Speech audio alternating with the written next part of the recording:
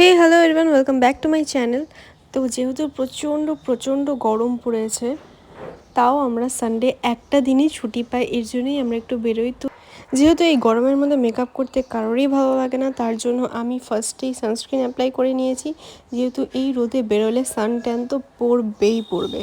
তারপর আমি একটা কম্প্যাক্ট পাউডার দিয়ে সেটাকে সেট করে নিই আর একটু ব্লাশ লাগিয়ে দিই, কারণ কি একটু ঘুরতে বেরোচ্ছি তো একটু সুন্দর না দেখলে হয়। এই দিনের ঘোরার ভ্লগটা আমার করা হয়নি কন্টিনিউ।